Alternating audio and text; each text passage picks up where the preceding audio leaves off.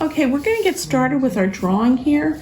I want to come in about 3 fingers in because I want to leave space for my watermelon here. So I'm going to draw a diagonal line so that I have, this is the top of my watermelon slice, and then I have all this space here to draw the rind. Okay, so I've got a diagonal line here. Now I'm going to come down and make a half circle.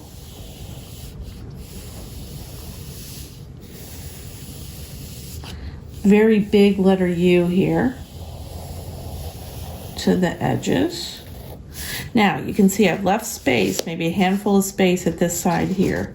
Now I'm going to come up about a half inch on this side. And then I'm going to draw a U shape, okay?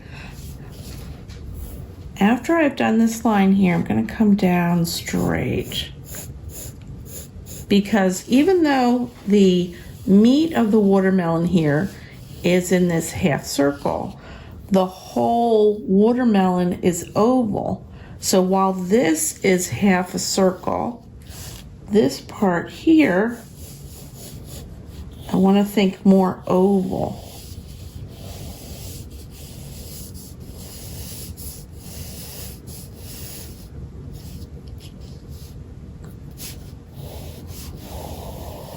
Now, it doesn't look like watermelon yet, but if I go from here and then taper down, so this is a triangle, I should be able to mesh it in so that looks like the part of the oval. So I just now have to start refining my lines. I don't want to make this an angle. I'm going to make this a little curved. I want to start erasing. I want to make my rind even. I want this to be nice and straight because I would have sliced into my watermelon.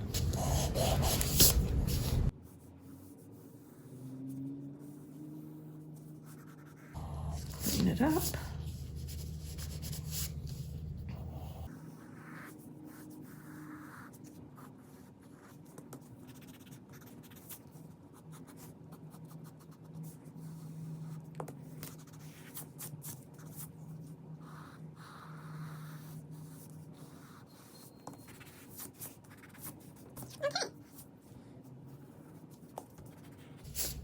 Important points to remember is the rind would be pretty much the same size all the way around. This would be a sharp cut here, and then this would be a triangle because this is the part that you've cut into the round. So now it looks very realistic. Okay, now to color. First thing that I want to do is I want to take blue and outline my whole slice.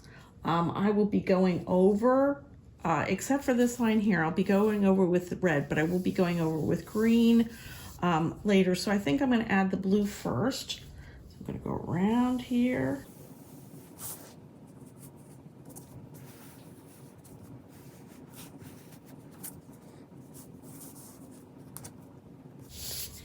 And I'm going to go red with my watermelon.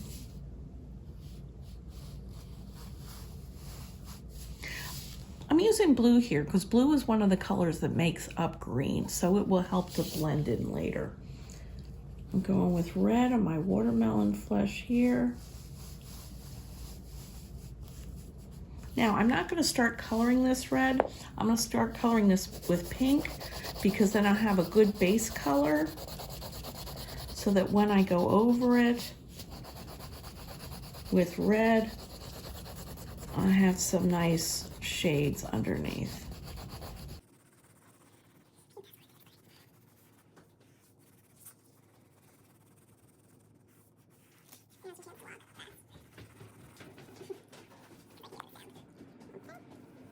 Next, I'm going to start coloring this in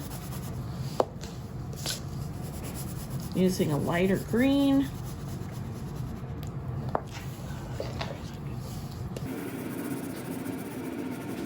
I think I like this yellow green the best if you have it. If not, you can use just a regular green with some yellow on top.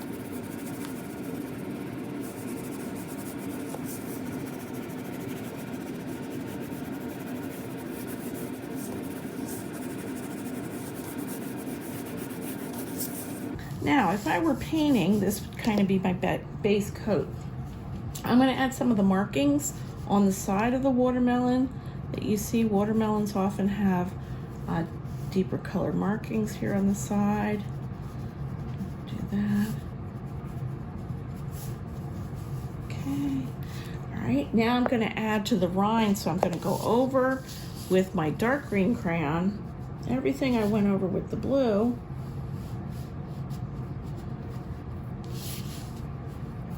But you can see, because I'm going over the blue, it gives me a nice firm contour line.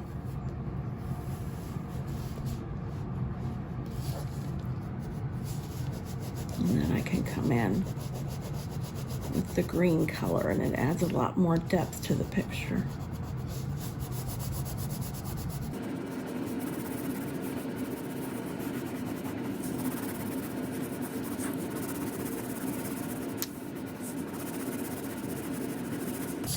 Because remember, the whole lesson is about making it look 3D.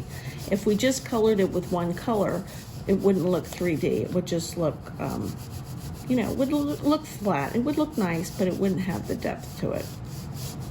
Okay, so you can go back and forth, adding some more yellows, adding some more greens, until you get your watermelon rind looking just the way you want it. Now, for the melon flesh, you've got pink on it now, so now you want to go over it with your red crayon.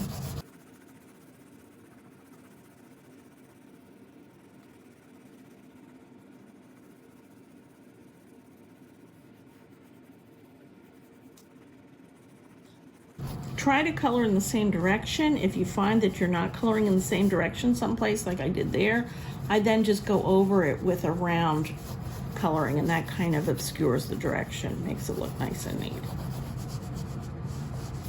Now, if you have it, watermelons often have green rind and they have a little white spot, so you can kind of blend it in here with a white crayon, not make it look so formal if you add a little white here. It'll blur that line up a bit. Okay.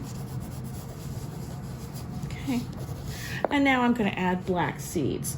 And really, seeds look a little bit like teardrops, although they won't be very big on this, so I'm making little lines, a little fatter at the bottom than at the top. And you don't want them really close together. They're really pretty random. And usually watermelon seeds are at the top, not so much closer to the bottom to the rind.